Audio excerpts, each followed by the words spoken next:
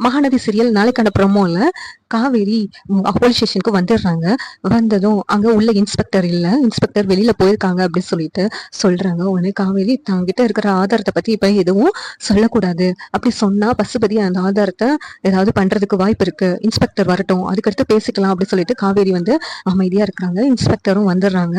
வந்ததும் என்ன சார் இன்னும் எஃப்ஐஆர் போடாம இருக்கீங்க அப்படின்னு சொல்லிட்டு பசுபதி போய் கேட்டுட்டு இருக்காங்க.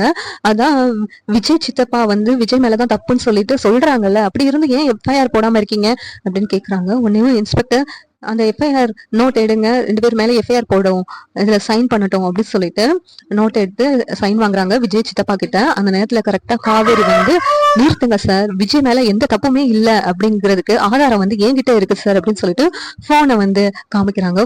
என்ன ஆதாரம்னு சொல்றான், நம்ம வெண்ணிலா வரப்போறாளா அப்படின்னு சொல்லிட்டு பசுபதி பாக்குறாங்க.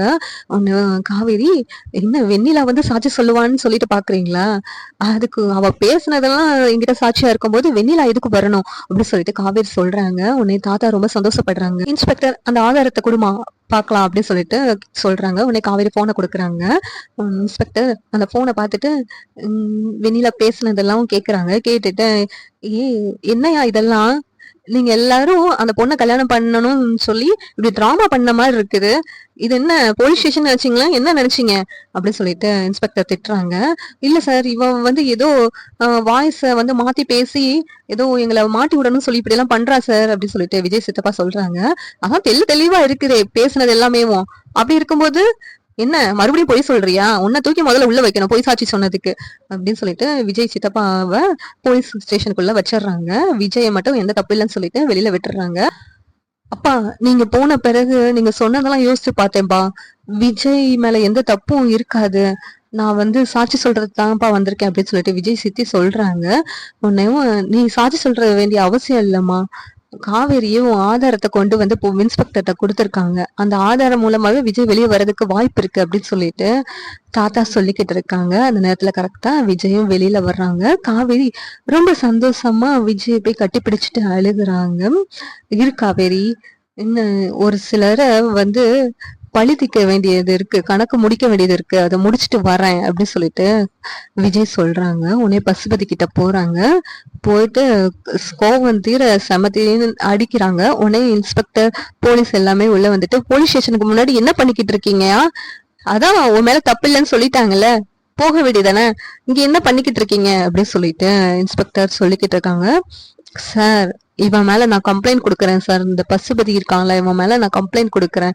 இவன் தான் சார் நான் ஜெயிலுக்கு போனதுக்கு காரணமே, இவனும் அந்த எங்க சித்தப்பாவும் சேர்ந்து போட்ட பிளான் தான் சார் இதெல்லாம். இவங்க எல்லாரும் பொய்யா டிராமா பண்ணி என்ன உள்ள வச்சிருக்காங்க சார், இவங்க மேல நான் கம்ப்ளைண்ட் கொடுக்குறேன் சார் அப்படின்னு சொல்லிட்டு விஜய் சொல்றாங்க. உடனே சரி எதுவா இருந்தாலும் உள்ள வந்து கம்ப்ளைண்ட் கொடுங்க அப்படின்னு சொல்றாங்க.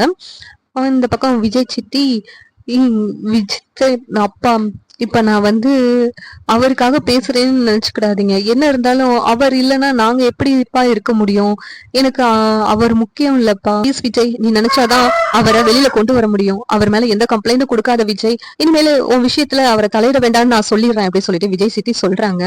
உன்னையும் விஜய் யோசிச்சுட்டே இருக்கிறாங்க. அந்த இடத்துல காவேரி வந்துட்டு அதான் அவங்க அவ்வளவு தூரம் சொல்றாங்கல்ல, நீங்க வந்து கொஞ்சம் மனசு இறங்குங்க, என்ன இருந்தாலும் அவங்க உங்களை வளர்த்தவங்கள, அவங்களுக்கு உங்க மேல பாசம் இருந்து வரலனாலும் உங்களுக்கு அவங்க மேல பாசம் இருக்கணும்ல. வேண்டாம் விஜய், அவர் மேல கம்ப்ளைண்ட் கொடுக்கற வேண்டாம், இருக்கட்டும், அப்படி என்ன இருந்தாலும் பசுபதி தான் இதுக்கெல்லாம் காரணம், அவர் மேல கம்ப்ளைண்ட் கொடுங்க அப்படின்னு சொல்லிட்டு காவேரி சொல்றாங்க. சித்தி, உங்களுக்காக தான் நான் அந்த ஆளை வெளியில எடுக்கிறேன் அப்படின்னு சொல்லிட்டு விஜய் சொல்றாங்க. உன்னை சித்தி ரொம்ப நன்றிப்பா அப்படின்னு சொல்லிட்டு அழுகுறாங்க. இங்க பாரு, இனிமேலும் உன் புருஷனை வந்து விஜய் விஷயத்துல தலையிட கூடாதுன்னு சொல்லி வச்சுக்கோ, இனிமேலும் விஜய் என்ன பண்ணாலும் நான் கேட்கவே மாட்டேன் அப்படி சொல்லிட்டு தாத்தா சொல்லிக்கிட்டு இருக்காங்க. விஜய் இன்ஸ்பெக்டர்கிட்ட போயிட்டு, சார் இந்த இதுக்கும் எங்க சித்தப்பாவுக்கும் எந்த சம்மந்தமும் இல்ல சார், எல்லாத்துக்குமே காரணம் அந்த பசுபதி தான், நீங்க அந்த பசுபதியை தூக்கி உள்ள வைங்க அப்படி சொல்லிட்டு விஜய் சொல்றாங்க. உன்னவும் என்ன சார், இவர் தான் வந்து உங்க மேல பொய் சொல்லி உங்க பொய் சாட்சி சொல்லியிருக்காங்க, அப்படி இருக்கும்போது அந்த ஆள் தான் காரணம் நீங்க எப்படி சொல்லலாம் அப்படின்னு விஜய் கேக்குறாங்க. இதெல்லாம் வந்து இவரா பண்ணல, அவர் சொல்லிதான் இவர் பண்ணிருக்காரு, இதுக்கெல்லாம் காரணம் அவர் தான் சார், இவர் கிடையாது அப்படின்னு சொல்லிட்டு பசுபதிய வந்து விஜய் வந்து சொல்றாங்க. உடனேவும் சரிங்க சார், என்ன இருந்தாலும் இவர் மேல நான் எஃப்ஐஆர் போட்டுட்டேன், நீங்க ஜாமீன் எடுத்துக்கோங்க அப்படின்னு சொல்லிட்டு போலீஸ் சொல்றாங்க. உடனேவும் பசுபதியை தூக்கி உள்ள வைக்கிறாங்க. இங்க பாரு, என்ன உள்ள தூக்கி வச்சிட்டியா, என்ன அந்த காவேரியை நான் சும்மாவே விட மாட்டேன் அப்படின்னு சொல்லிட்டு மறுபடியும் பசுபதி செம கோவத்தோட இருக்காங்க. விஜய் சித்தப்பா வெளியில வர்றாங்க. உடனே சித்தி இங்க பாருங்க, இனிமேல்னாச்சும் அந்த பசுபதியோட சேர்ந்துக்கிட்டு பணத்துக்காக சொத்துக்காக இப்படி விஜய் எதிர்த்து எதுவும் பண்ணாதீங்க. விஜய் நமக்காக எவ்வளவு பண்ணிருக்கான், அவனுக்கு போய் இப்படி துரோகம் பண்ணலாமா அப்படின்னு சொல்லிட்டு விஜய் சித்தி அழுகுறாங்க. உடனே சித்தப்பா அமைதியா நின்னுட்டு இருக்காங்க. இப்ப பசுபதி எங்க உங்களை வெளியில எடுக்க வந்தான்? இப்ப யாரு உங்களை வெளியில கொண்டு வந்தது? விஜய் தானே. விஜய் மேல எந்த தப்பும் இல்ல அப்படின்னு நீங்க முதலே சொல்லிருக்கலாம்ல. விஜய் இவ்வளவு தூரம் ஜெயிலுக்கு வர வேண்டிய அவசியமே கிடையாது. விஜய் மேல வீணா பழிய தூக்கி போட்டீங்க. எல்லாம் நீங்க உங்க பையனுக்காக பண்ணீங்களா, சொத்துக்காக பண்ணீங்களா அப்படின்னு சொல்லி கேக்குறாங்க. உடனே விஜய் என்ன மன்னிச்சுடு அப்படின்னு சொல்லிட்டு அவங்க சித்தப்பா வந்து சொல்றாங்க. உடனே விஜய் அமைதியா நின்னுட்டு இருக்காங்க. இனிமேல்னாச்சும் இந்த ஃப்ராடு வேலை பண்ணாம ஒழுங்கா என் பொண்ணை வச்சு வாழ பாருங்க. இனிமேலும் விஜய் விஷயத்துல எந்த அந்த பசுபதி சொன்னான்னு சொல்லிட்டு இப்படி பொய்யா எதுவும் சொல்லிக்கிட்டு இருக்க வேலையெல்லாம் வச்சுக்கிடாதீங்க அப்படின்னு சொல்லிட்டு தாத்தா மிரட்டுறாங்க. காவேரி வீட்டுல இருந்து கால் பண்றாங்க குமரன். என்னாச்சு காவேரி, இன்னும் வரல, எக்ஸ்பிஷன்ல இவ்வளவு நேரம் ஆகுச்சா, எங்க இருக்க காவேரி சொல்லு அப்படின்னு கேக்குறாங்க. மாமா எக்ஸ்பிஷன்ல தான் இருக்கிறேன் மாமா அப்படின்னு சொல்லி காவேரி சொல்றாங்க. போய் பாத்துட்டு வரலான்னு கிளம்புறாங்க. அந்த நேரத்துல சாரதா என்ன அவ எங்க இருக்கிறாளாம் அப்படின்னு சொல்லிட்டு கேட்கும்போது அவ எக்ஸ்பிஷன்ல தான் இருக்காங்களாம், வண்டி ஏதோ பிரச்சனையா தான் அவ கிளம்ப வர முடியலையா அப்படின்னு சொல்லி சொல்றாங்க. நாங்க போய் கூப்பிட்டு வந்துடுறோங்கிறாங்க. உடனே சாரதா சந்தேகமா இருக்குது அப்படின்னு யோசிச்சுட்டு இருக்காங்க. குமரனும் நிவினும் ஸ்டேஷனுக்கு போறாங்க. அங்க விஜய் வெளியில நின்று பேசிக்கிட்டு இருக்காங்க. அந்த நேரத்துல எந்த பிரச்சனையும் இல்லைல்ல விஜய் அப்படின்னு சொல்லிட்டு நிவின் கேக்குறாங்க. எந்த பிரச்சனையும் இல்லை, என்னாலதான் வர முடியல, உங்களுக்கு என்னால ஹெல்ப் பண்ண முடியல அப்படின்னு சொல்லிட்டு நிவின் வருத்தப்படுறாங்க.